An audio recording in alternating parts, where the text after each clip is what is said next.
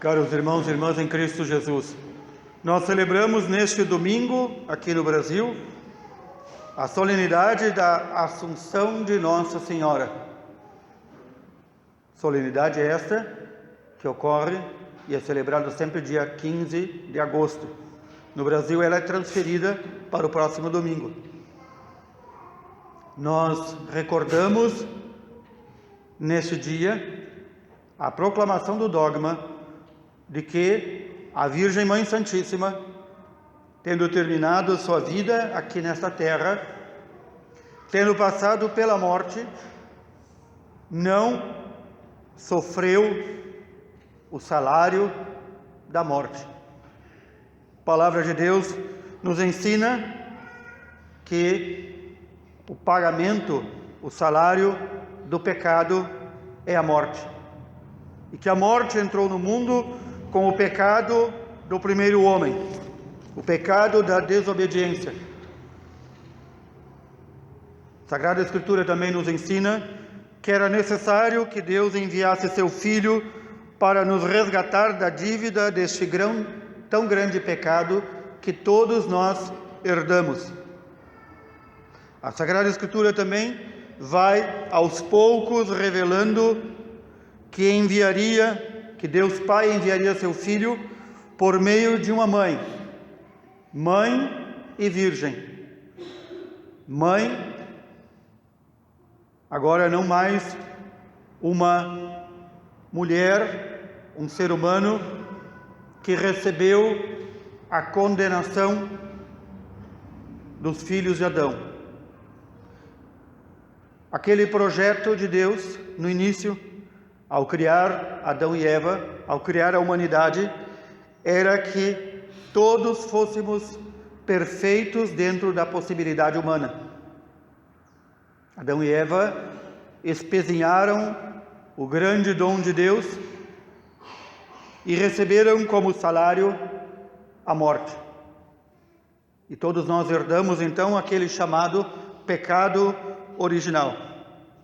Deus foi preparando aquela que deveria ser pura e imaculada mãe de seu filho, pura e imaculada para receber o Santo dos Santos. Em Maria, Deus encontrou esta mulher. Quando nós ouvimos a primeira leitura do livro do Apocalipse, nós sabemos, pelo que nos ensina a Igreja, que as visões de São João no Apocalipse falam de coisas passadas, presentes e futuras. Às vezes, tudo ao mesmo tempo, como nesta leitura que agora ouvimos. Abriu-se o templo de Deus que está no céu e apareceu o quê? A Arca da Aliança. A Arca da Aliança que Deus mandou que Moisés construísse. Esta Arca da Aliança, de madeira incorruptível, forrada de ouro, deveria guardar dentro de si as tábuas dos 10 mandamentos, um pouco do maná, o pão do céu, que alimentava o povo na peregrinação em busca da terra prometida, a vara de Arão, o primeiro sacerdote. A arca deveria custodiar, portanto, o primeiro sacerdócio, o pão da vida e a lei de Deus. Por isso, é usado este símbolo por São João, em sua visão. A arca que estava perdida, aquela arca de madeira e ouro, ela aparece no céu, não mais como arca, mas como mulher, num resplendor tal que se diz vestida de sol, tendo a lua debaixo de seus pés e coroada com uma coroa de 12 estrelas. Lembrando aqui as 12 tribos de Israel, os 12 apóstolos do Senhor, as 12 partes do mundo. Esta mulher foi coroada rainha de todo o universo, de todos os seres e todas as coisas. Essa mulher resplandecente, vestida de sol, e o sol sempre é um símbolo do próprio Senhor Deus. Esta mulher é perseguida pelo dragão, pelo demônio. Esta mulher recebe abrigo no deserto. Aqui nós vemos a visão do futuro, do dia do julgamento em que no céu se abrirá e mostrará para todos os povos aquela que a igreja desde o início proclama como imaculada, vestida de sol, coroada com a coroa de 12 estrelas. Mas também revela o Apocalipse uma coisa que já teria acontecido, ou melhor, que já aconteceu. Esta mulher perseguida pelo demônio e por seus seguidores, ela foi dar à luz no deserto. Aqui está recordando o nascimento do Senhor Jesus e a perseguição que sua mãe e o filho sofreram. E este filho governará o mundo, governará todas as nações, com cetro de ferro, não um cetro de ouro, de prata ou de madeira, mas de ferro. Vai reger propriamente todos os povos. E esta mulher, que agora é a nova arca da nova aliança, quem seria, senão a Virgem Mãe Santíssima? O Salmo 44, que fala desta rainha, que se veste com o mais belo ouro, e que intercede diante do rei. Não se trata aqui de uma rainha esposa, se trata de uma figura que nos reis de Israel sempre havia, a rainha mãe. A rainha mãe, ela como que governava junto com o filho, rei. E a rainha mãe é quem tinha poder de interceder por seu povo. Não a esposa do rei, mas a mãe do rei como rainha. Esta rainha mãe, quem seria, senão a Virgem Mãe Santíssima, mãe de nosso Rei e Senhor Jesus Cristo?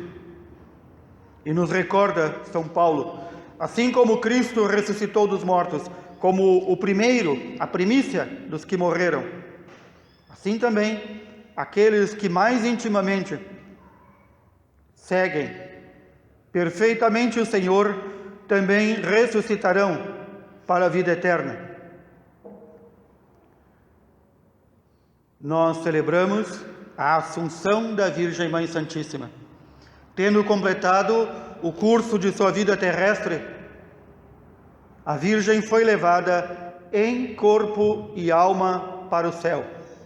O seu corpo não se decompôs na terra, como acontece com todos nós, mas foi levada em corpo e alma. No Oriente, há a tradição de chamar esta solenidade, esta festa, de a dormição da Virgem, para dizer como que a Virgem Maria dormiu e acordou em corpo e alma no céu. É um belo modo de dizer, não passou, tendo que passar pela morte como todo ser humano, não passou por todo aquele sofrimento da morte, por aquele momento derradeiro que todos nós vamos passar, quando na morte temos nossa alma e nosso corpo separados um do outro. Ela não passou pela agonia e o sofrimento da morte. Morreu placidamente e foi levada em corpo e alma, ressuscitada ao céu. Aqui está uma das primícias da humanidade depois de Cristo. E por que ocorreu isso tudo? A tradição, a Sagrada Escritura, o magistério da Igreja nos ensina claramente com a leitura do Evangelho do dia de hoje. Ao saber que fora escolhida para ser a Mãe de Deus, ao saber em seguida que Isabel, sua parenta, adiantada em idade, e Zacarias, também adiantado em idade, teria um filho, ela parte para a região montanhosa para servir Isabel, que já estava no 6º mês de gravidez. Primeiro, a conformação da vontade da Virgem Mãe Santíssima, a conformação de sua vontade à vontade de Deus. Ao ouvir que seria a Mãe de Deus, diz, faça-se em mim segundo a tua palavra. Ao ouvir que em sua parenta se realizaria este grande milagre, de um filho em idade avançada. Esse filho que seria o preparador, o precursor de seu filho Jesus, ela põe-se a serviço. Duas virtudes que nós devemos pedir a Deus o cultivo: a prontidão para fazer a vontade de Deus, a prontidão para servir ao próximo. E aqui ouvimos, neste Evangelho, o mais belo cântico de uma alma que realmente reconhece o seu lugar e reconhece quem é Deus. A minha alma engrandece o Senhor, e meu espírito se alegra em Deus, meu Salvador, porque Ele olhou para o meu nada, a humildade de sua serva. E aqui vem a grande profecia que a Mãe Santíssima faz: a partir de agora, todas as gerações me chamarão de bendita. Não é isso que nós fazemos? Bendita és tu entre as mulheres. Bem-aventurada, porque deste a luz ao Salvador. Não porque eu sou grande coisa, mas porque o Todo-Poderoso fez grandes coisas em meu favor. O Senhor olhou com misericórdia e encontrou na Virgem Mãe Santíssima a perfeita habitação, a perfeita arca, não mais para colocar os 10 mandamentos, nem o maná do céu, nem muito menos a vara do sacerdócio. Na Virgem Mãe Santíssima, como nova arca da nova aliança, Deus colocou seu próprio Filho, autor dos mandamentos, seu próprio Filho, que é o pão do céu, seu próprio Filho, que é o único e eterno sacerdote. Na Assunção da Virgem Mãe Santíssima, nós recordamos que podemos alcançar também a morada eterna com Deus e contemplar um dia a maravilha que Deus fez na Virgem Mãe Santíssima.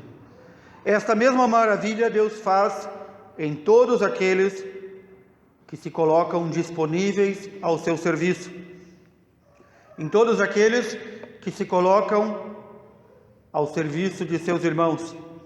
Ainda ontem, na missa da vigília desta festa, o Evangelho nos narra que Jesus, pregando, curando e ensinando, ouviu uma mulher que levantou a voz no meio da multidão e gritou: feliz o ventre que te trouxe e os seios que te amamentaram. Esta simples mulher do povo quis louvar a beatitude e a felicidade da Virgem Mãe Santíssima. E Jesus responde: muito mais felizes são aqueles que ouvem a palavra de Deus e a põem em prática. Aqui temos que recordar que feliz, bem-aventurado, são todos sinônimos de santo. Notem que Jesus diz que se nós ouvirmos a palavra de Deus e a colocarmos em prática, seremos muito mais felizes que a Virgem Mãe Santíssima, que recebeu toda a felicidade e o engrandecimento da parte de Deus. É o caso para pensarmos nossa vida. É o caso para recordarmos de nossa vida e pedirmos a intercessão da Virgem Mãe Santíssima, que como Rainha e Mãe intercede por nós. Eu tenho ouvido, lido, estudado, aprendido a palavra de Deus? Disto que ouvi, li e aprendi, tenho posto em prática? Olha, que seria uma grande perda se nós apenas ouvíssemos a palavra de Deus como quem ouve uma notícia de rádio ou de jornal. A palavra de Deus nos foi dada para nos transformar, para nos fazer viver a verdadeira vida. Recordemos que logo nos Atos dos Apóstolos, logo no início, quando São Lucas narra como viviam os cristãos, como vivia a igreja, diz que os apóstolos se reuniam para rezar, ouvir a palavra de Deus, e junto deles sempre estava Maria, a mãe do Senhor. A Virgem Mãe Santíssima também se faz presente espiritualmente, cada vez que nós nos reunimos para adorar seu Filho Jesus. Ela está presente, rezando por nós, intercedendo por nós junto a seu Filho, como dizemos na oração, agora e na hora de nossa morte. Temos, portanto, esta grande advogada. E digo mais, ela não é só nossa advogada, ou rainha mãe, que intercede diante de seu Filho. É muito mais. Porque, como filha de Deus Pai, ela intercede diante de Deus Pai por nós. Como esposa do Espírito Santo, ela intercede junto ao Espírito Santo, seu esposo, por nós. Como rainha e mãe, ela intercede junto a seu Filho, nosso Rei, nosso Senhor Jesus Cristo, agora e na hora de nossa morte. Peçamos esta graça, pela intercessão da Virgem Mãe Santíssima, assunta ao céu, que nós também possamos um dia contemplar a vida eterna, contemplar a Deus e contemplar as maravilhas que Deus fez nesta sua criatura, que melhor correspondeu aos seus propósitos. E peçamos esta graça da fidelidade, de nós também colaborarmos o máximo possível com os planos de Deus em nossa vida. Louvado seja nosso Senhor Jesus Cristo.